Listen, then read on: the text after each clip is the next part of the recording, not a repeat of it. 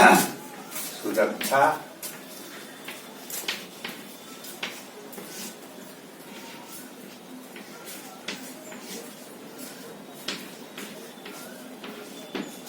क्या है? क्लास 9 के स्टूडेंट्स ध्यान देंगे।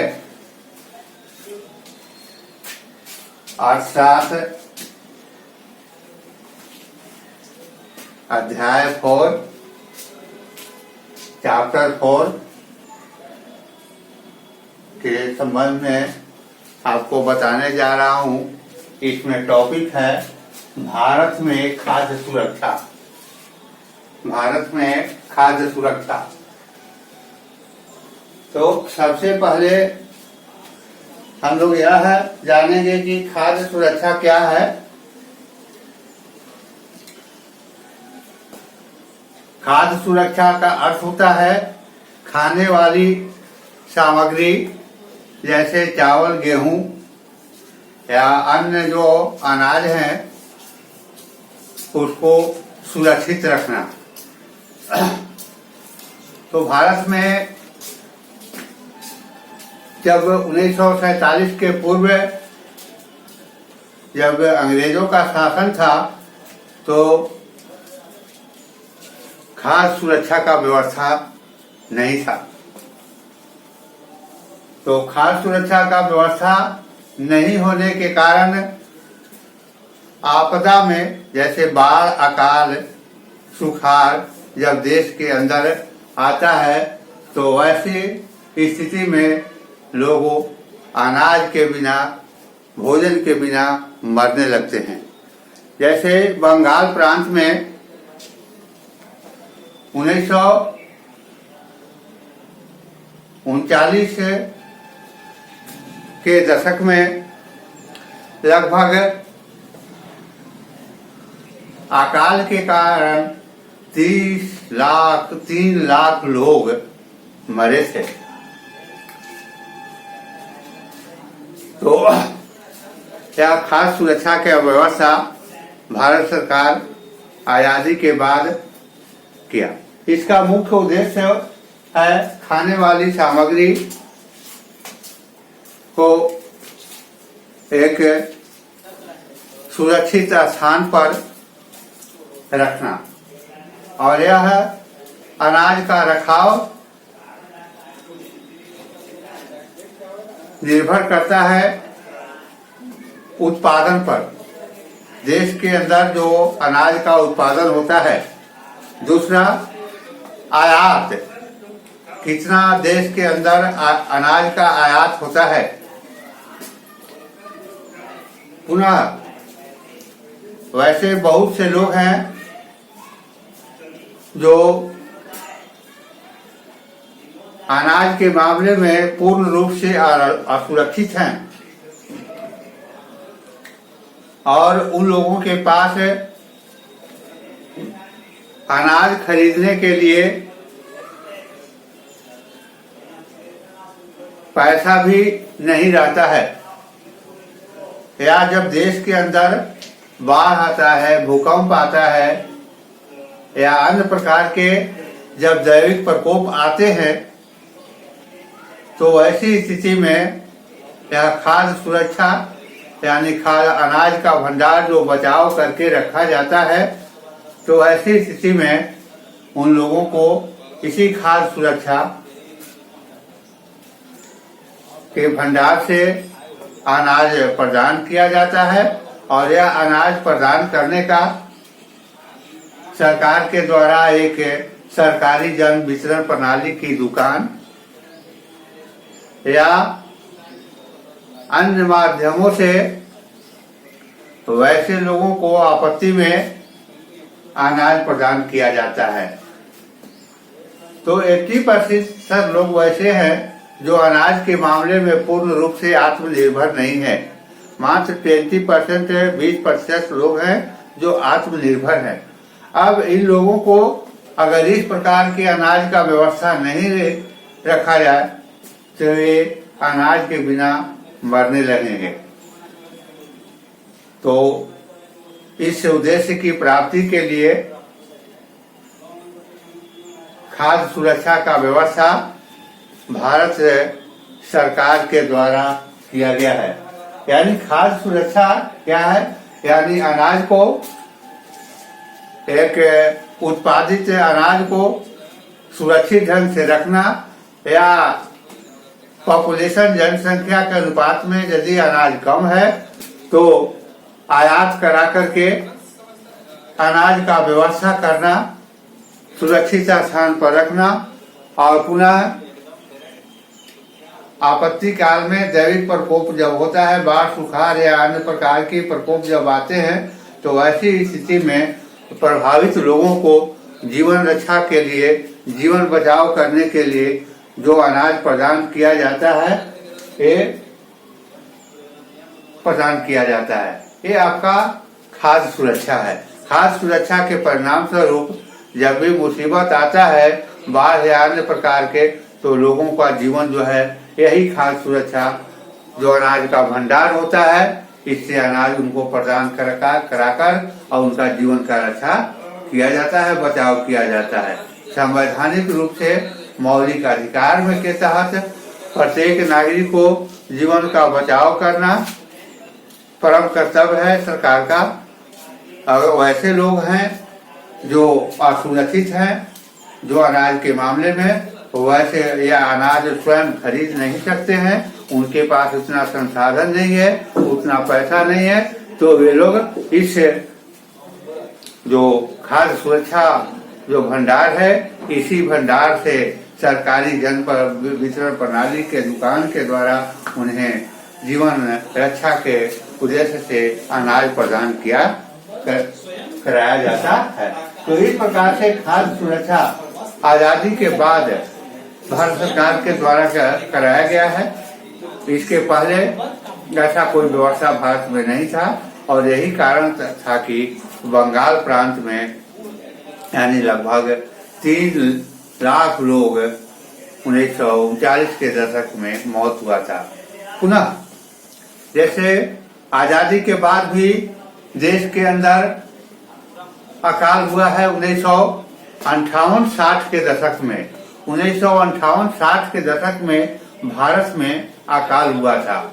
ठीक इसी प्रकार 1958-60 के दशक में चाइना में भी अकाल हुआ था। दोनों देशों में एक ही समय अकाल हुआ था। दोनों देशों में आर्थिक संसाधन भी एक प्रकार का था और पॉपुलेशन जनसंख्या भी लगभग एक ही प्रकार का था।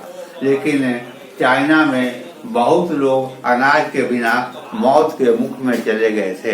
लेकिन भारत सरकार जो है अपने लोगों को इस खाद्य सुरक्षा के माध्यम से अपने लोगों का जीवन का बचाव किया था।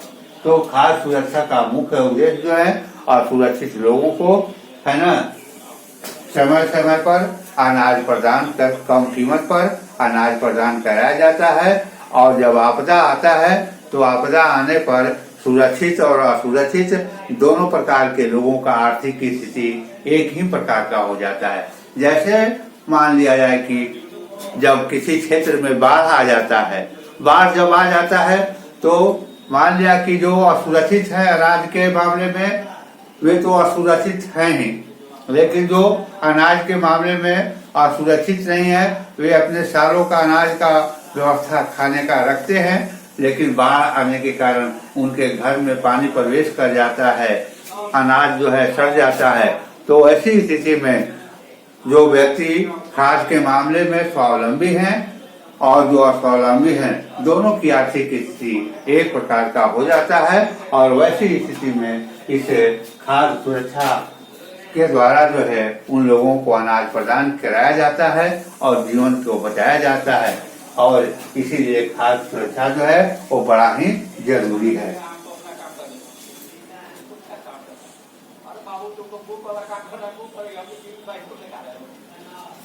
अगला है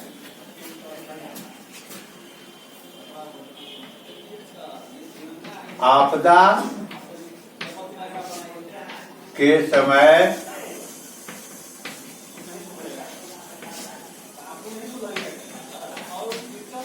खाद्य सुरक्षा।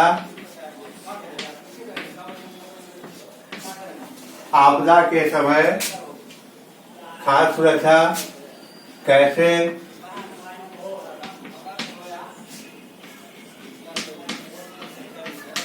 लोगों को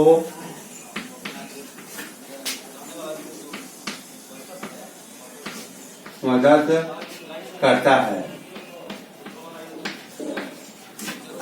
कहने का तात्पर्य है कि आपदा के समय जैसे जब किसी क्षेत्र में सुखाड़ हो जाता है, दहाड़ हो जाता है या बाढ़ जब आ जाता है, तो ऐसी स्थिति में जो लोग अनाज के मामले में स्वावलंबी होते हैं और जो लोग अनाज के मामले में स्वावलंबी नहीं होते हैं, दोनों की आर्थिक स्थिति एक प्रकार का हो जाता है। क्योंकि जो स्वावलंबी नहीं है उनका तो उनके पास तो अनाज है ही नहीं, लेकिन जो अपने घर में अनाज रखते हैं वो भी बाढ़ के कारण घर में पानी प्रवेश कर जाता है और उनका अनाज जो है वो क्या होता है, सड़ जाता है। तो इसी स्थिति में उनका जीवन खतरा में पड़ जाता है और वे अगर यह खाद्य सुरक्षा का व्यवस्था नहीं रहे तो वे विवश होकर के, लाचार होकर के उन्हें सड़ा हुआ अनाज खाना पड़ता है और सड़ा हुआ अनाज खाने से अनेक प्रकार की बीमारियां होती हैं और इसके कारण उनका जीवन खतरा में पड़ जाता है। तो आपदा के समय यह खाद्य सुरक्षा व्यवस्था जो है लोगों को जीवन को बचाव करने में काफी मदद करता है। जैसे 1958-60 में जो भारत में भयावह अकाल हुआ था, सुखाड़ हुआ था पूरा देश भर में, उससे यहाँ के एक भी लोगों को भारत सरकार जो है अनाज के बिना मौत नहीं होने दिया था।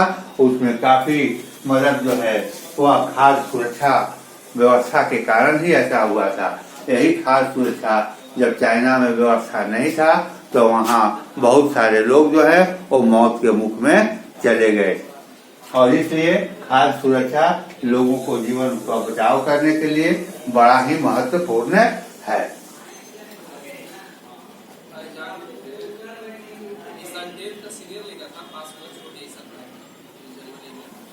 अब देखिए खाद्य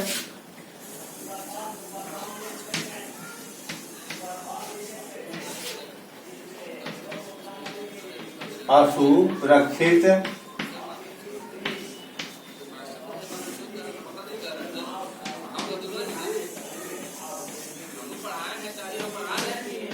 कौन लोग हैं। अब देखिए खाद्य असुरक्षित कौन लोग हैं, यानी कौन से लोग देश के अंदर हैं जो खाद्य के मामले में असुरक्षित हैं, यानी उनके पास सालों खाने के लिए पर्याप्त मात्रा में अनाज नहीं है। तो खाद्य के मामले में आरक्षित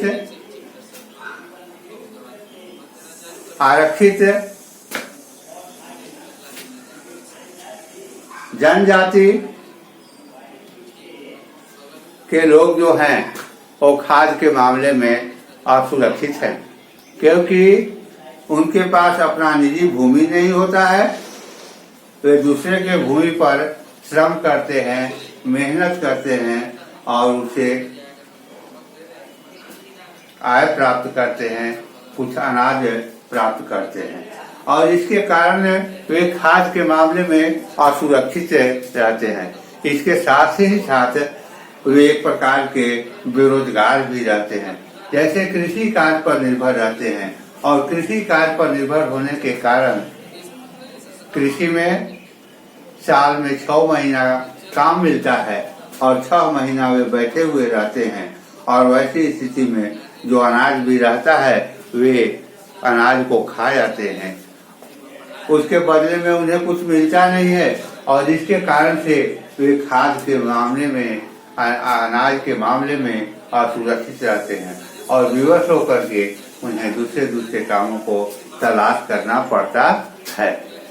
तो खाद्य के मामले में ये लोग जो हैं जनजाति के लोग, आरक्षित जो लोग हैं वे खाद्य के मामले में असुरक्षित हैं और सरकार उसके लिए उन लोगों को सरकारी राशन की दुकानों के माध्यम से कम कीमत पर उन्हें अनाज प्रदान करती है।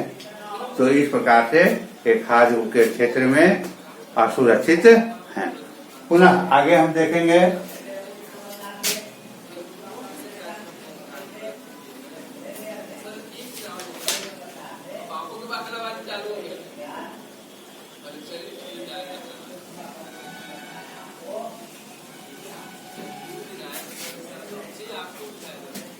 भारत में खाद्य सुरक्षा।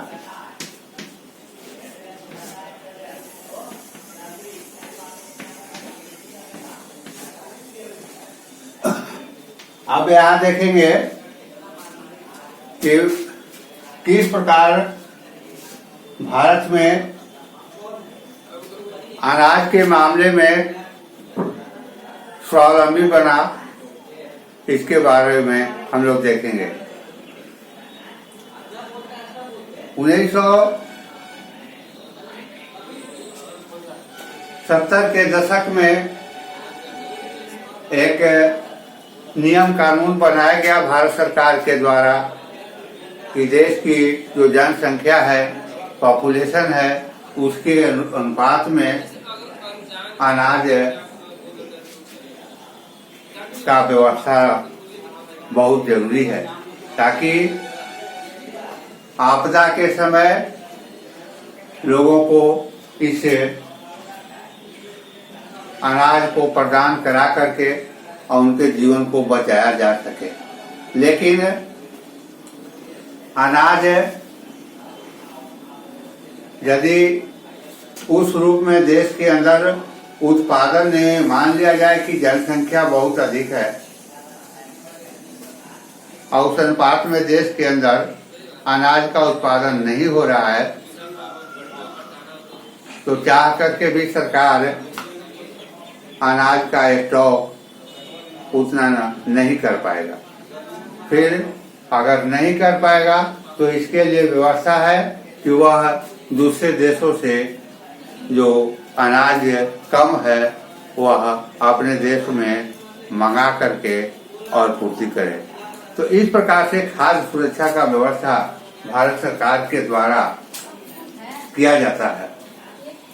अगर यह स्टॉक पूरा नहीं है तो, लेकिन जब 1970 के दशक में भारत में हरित क्रांति का शुरुआत हुआ, और हरित क्रांति के शुरुआत होने से देश के अंदर जो है वो एकाएक उसी भूमि पर अनाज के उत्पादन में काफी वृद्धि हुआ। और यह अनाज का उत्पादन जो बढ़ा, इससे खाद्य सुरक्षा में काफी मदद मिला। और उसके पहले भारत का यह स्थिति था कि यहाँ अपने देश के लोगों को खाने भर चावल तो किसी प्रकार का उत्पादन हो जाता था, लेकिन गेहूं या दलहन अपने लोगों को साल खाने भर भी नहीं। तो ऐसी स्थिति में खाद्य सुरक्षा का व्यवस्था करना संभव नहीं था। वैसी स्थिति में सरकार जो है दूसरे देशों से, विदेश से अनाज आयात करा करके और व्यवस्था कर। लेकिन 1970 में यहाँ तक कि गेहूं जो था वो यहाँ भारत में आटा अमेरिका से मंगाया जाता था और उससे जनसंख्या के हिसाब से वह पूर्ति नहीं हो पाता था। लेकिन 1970 के दशक में लाल बहादुर शास्त्री जो आपके प्रधानमंत्री थे, वो किसी कारण से अमेरिका से तनाव बना और तनाव के कारण लाल बहादुर शास्त्री अमेरिका से अनाज का, गेहूं का जो आयात कराते थे, उस आयात को बंद कर दिए और अपने देश में नारा दिए, जय जवान जय किसान का नारा लाल बहादुर शास्त्री दिए और हरित क्रांति को प्रोत्साहन दिए। उत्तम क्वालिटी का बीज, किसानों को कीटनाशक दवाइयों का प्रयोग, नलकूप का प्रयोग, सिंचाई का उत्तम व्यवस्था, आधुनिक मशीन का व्यवस्था, इस प्रकार से सरकार के द्वारा किसानों को प्रदान कराया जाने लगा। किसानों को अधिक से अधिक उत्पादन कराने के लिए प्रोत्साहित किया जाने लगा और इस प्रकार से हरित क्रांति के शुरुआत से भारत में अनाज के मामले में, गेहूं के मामले में काफी उत्पादन बढ़ा है। और इस तरह से आज भारत जो है अनाज के मामले में पूर्ण रूप से स्वावलंबी बन चुका है। अब भारत को चावल गेहूं दूसरे देशों से आयात नहीं कराना पड़ता है, बल्कि चावल और गेहूं अनाज जो है वह दूसरे देशों में भारत सरकार क्या निर्यात ही करती है। तो इस तरह से आज भारत अनाज के मामले में पूर्ण रूप से स्वावलंबी हो चुका है।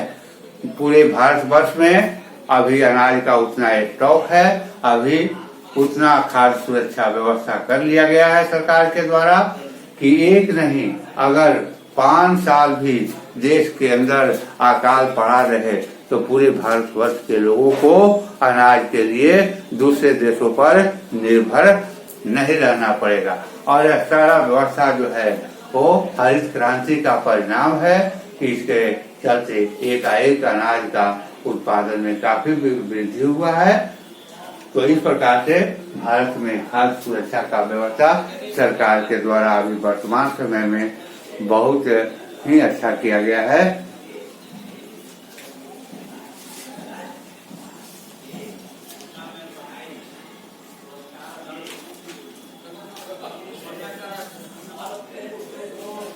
तो इस प्रकार से अब आगे है, तो भारत में खाद्य सुरक्षा क्या है? क्वेश्चन नंबर 1, खाद्य सुरक्षा क्या है? इसकी परिभाषा आपको बता दिए है। इस परिभाषा को घर के कॉपी पर लिखना है, याद करना है। आपदा के समय खाद्य सुरक्षा कैसे लोगों को मदद करता है? आपदा का अर्थ है, एक क्वेश्चन है, आपदा का अर्थ होता है, इसको भी लिखना है, याद करना। आपदा का अर्थ होता है मुसीबत, विपत्ति। आपदा यानी जब बाढ़ आता है, भूकंप आता है, या इसी प्रकार के सुखाड़ आ जाता है, या अन्य प्रकार का सुनामी लहर जब उत्पन्न होता है देश के अंदर, तो ऐसी स्थिति में उस क्षेत्र के रहने वाले लोग पर न तो घर रह जाता है, न खाने के लिए अनाज रह जाता है, न कपड़ा रह जाता है।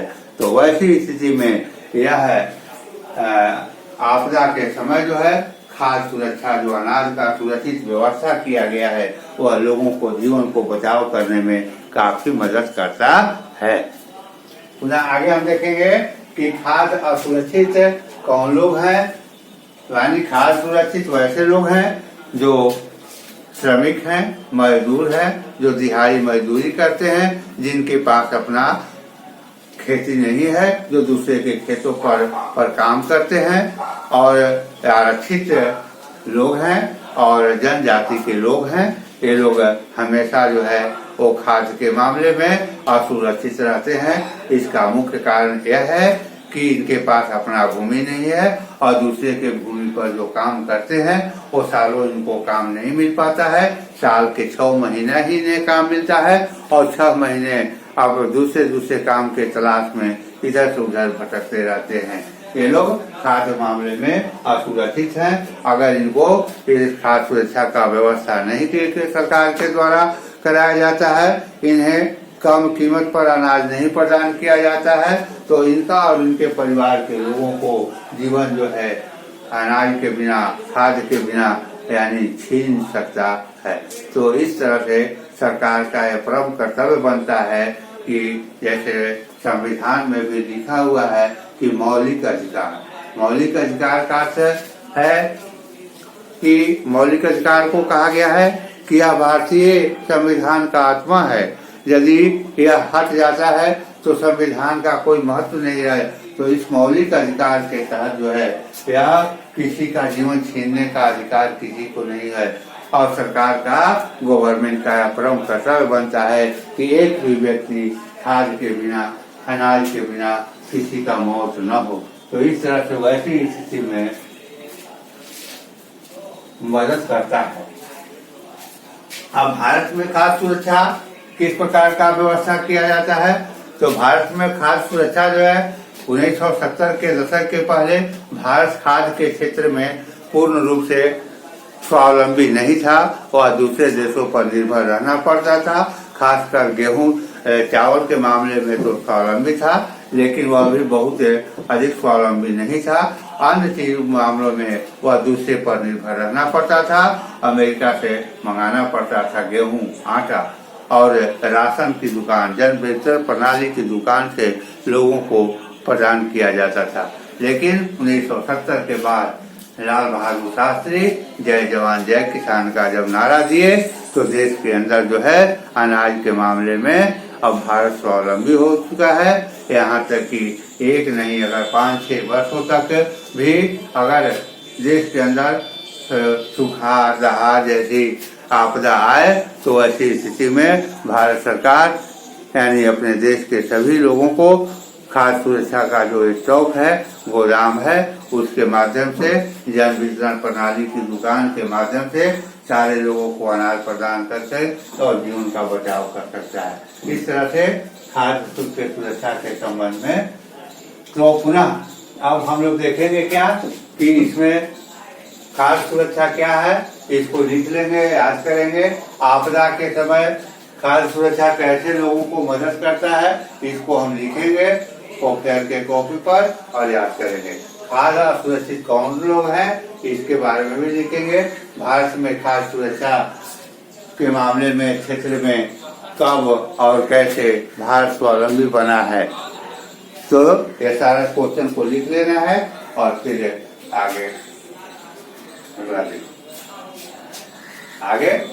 आगे जो है वह अब अगले दिन बताएंगे इसके संबंध में।